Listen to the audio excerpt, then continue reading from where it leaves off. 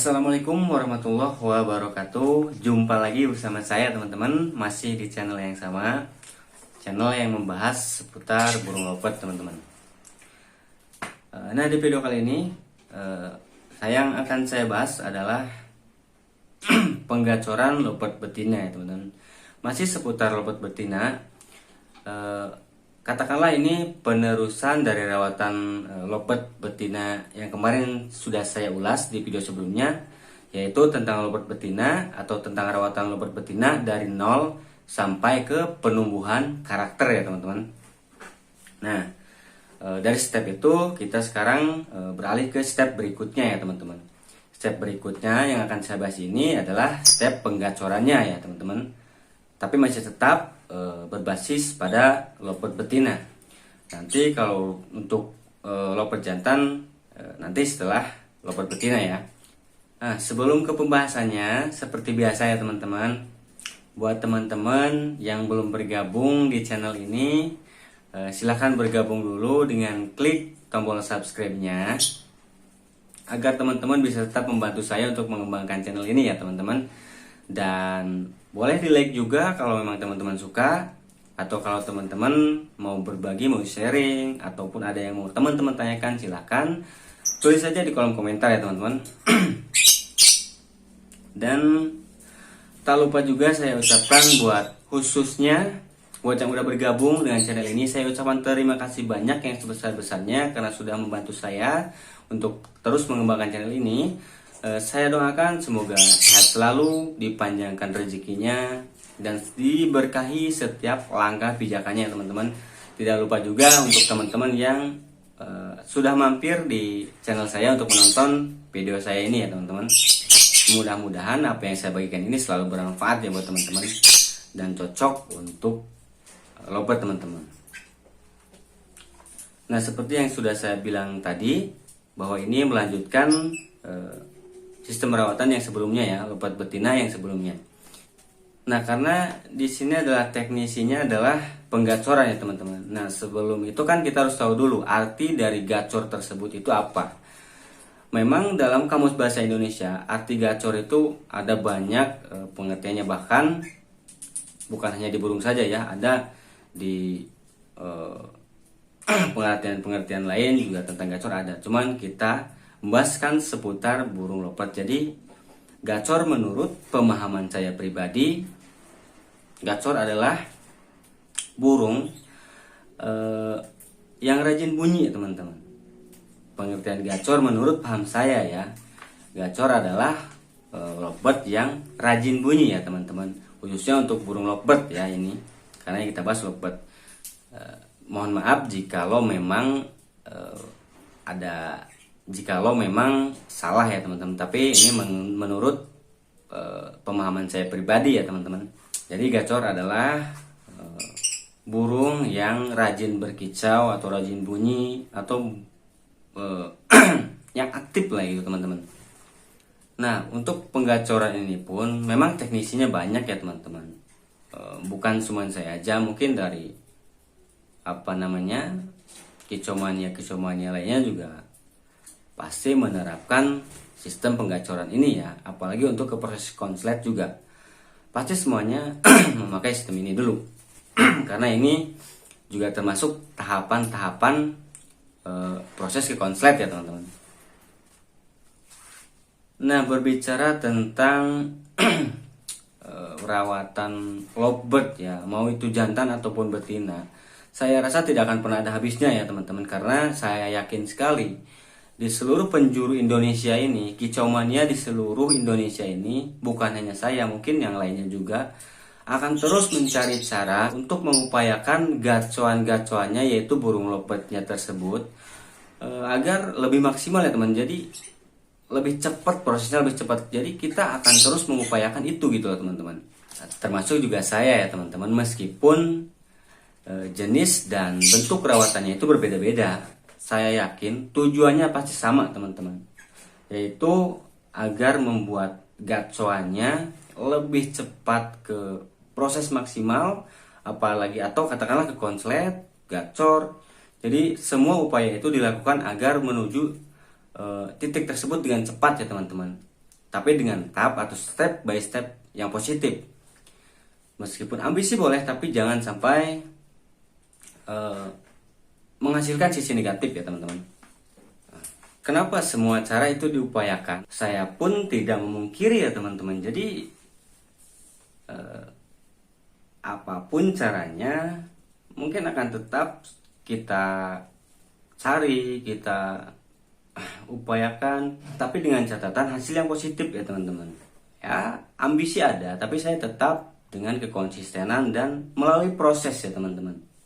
Namun kembali lagi ya teman-teman, dari setiap perawatan yang seperti apapun, kita kembalikan lagi ke lopertnya masing-masing ya teman-teman. Karena saya yakin setiap lopert itu karakternya berbeda-beda teman-teman. Jadi rawatan pun kita akan menyesuaikan tergantung dengan lopertnya itu sendiri teman-teman. Karena ya cocok-cocokan ya teman-teman. Enggak semua lopert itu harus dengan rawatan yang sama, enggak begitu teman-teman. Jadi kita harus pandai dulu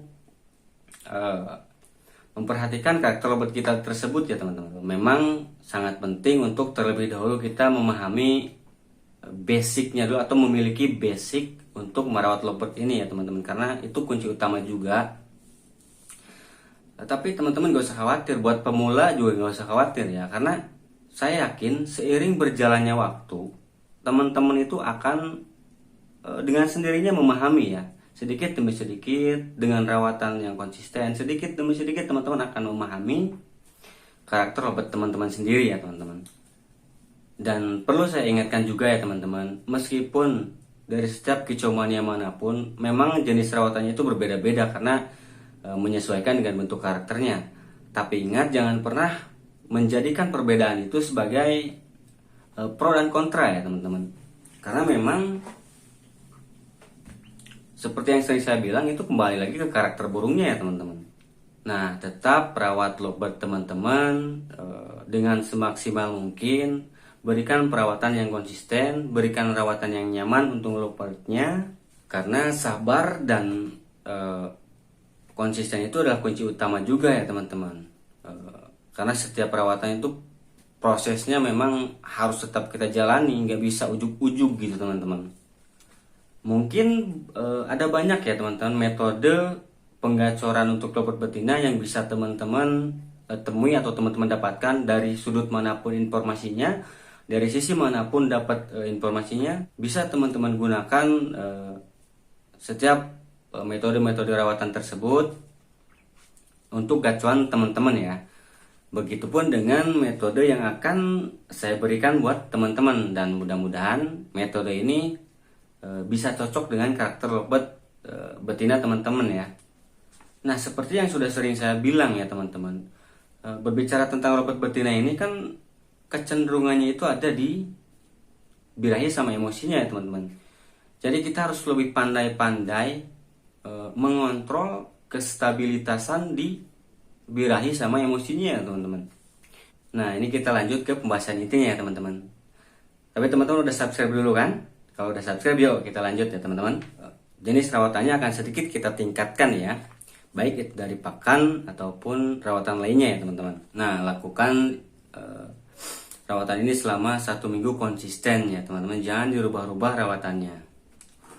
Nah, yang pertama kita mulai dari pakan harian ya. Pakan harian ini yang biasanya kita kasih polos. Nah, kita sekarang berikan pakan yang agak kencang ya teman-teman, tapi diatur atau ditakar. Saya gambarkan misalkan millet putih polosnya 50%. Nah, kenari seednya atau pakan kencang lainnya teman-teman bisa pakai pakan kencang apapun ya, terserah teman-teman ya. Kalau misalkan millet putihnya 50%, pakan kencangnya 30% ya teman-teman. Itu hanya sedikit gambaran ya teman-teman, atur saja untuk itu. Nah, kemudian EF-nya kita kasih jagung aja setiap hari ya teman-teman. Jangan lewat atau jangan blong. EF-nya jagung kalau saya ya. Porsikan pakan harian atau EF ini selama 1 minggu ya. Nah, yang kemudian pengembunan ini penting ya teman-teman, karena ini lopert betina. Jadi sangat penting sekali untuk lopert betina ini dalam proses penggacoran ini ya teman-teman. lakukan pengembunan ini juga selama 1 minggu ya teman-teman. Nah kemudian berikutnya, porsi mandi ini kita bisa tambahkan jadi 4 kali sehari. 4 kali sehari ini cukup ya untuk porsi mandi. Saya kasih gambaran, misalkan pagi teman-teman mandikan, kemudian siang jam 11 teman-teman mandikan, kemudian jam 4 atau jam 5an teman-teman mandikan, dan tambahkan juga mandi malam ya teman-teman, sekitar jam setengah 9 atau paling telat jam 9 ya teman-teman. Nah itu untuk porsi mandi. Lakukan juga rawatan ini selama 1 minggu, seperti rawatan-rawatan yang lainnya sudah saya tadi jelaskan itu ya teman-teman.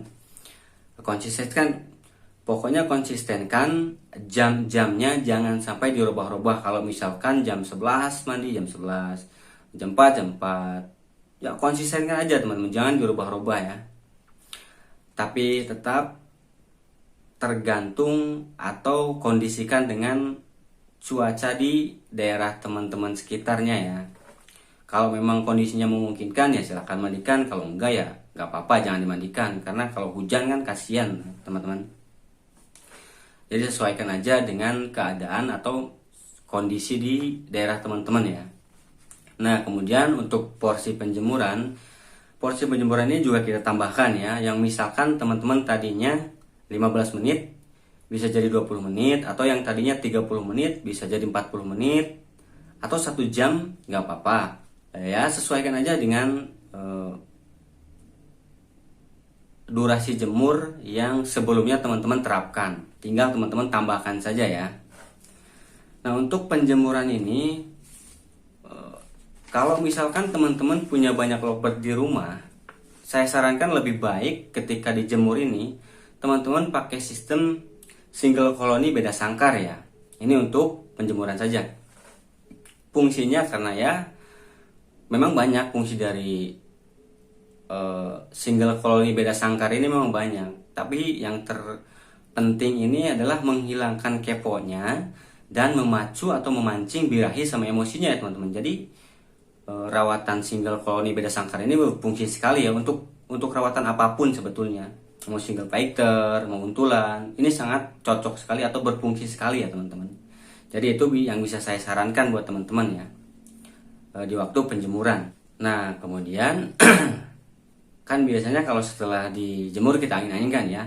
Nah di waktu-waktu tertentu ketika kita angin-anginkan, usahakan jangan diperlihatkan dengan lovebird lain ya teman-teman. Setelah dimandikan, diangin-anginkan, sendirikan aja single. Begitupun nanti sore ketika teman-teman mau masukin ke dalam rumah, teman-teman tetap sendirikan ya.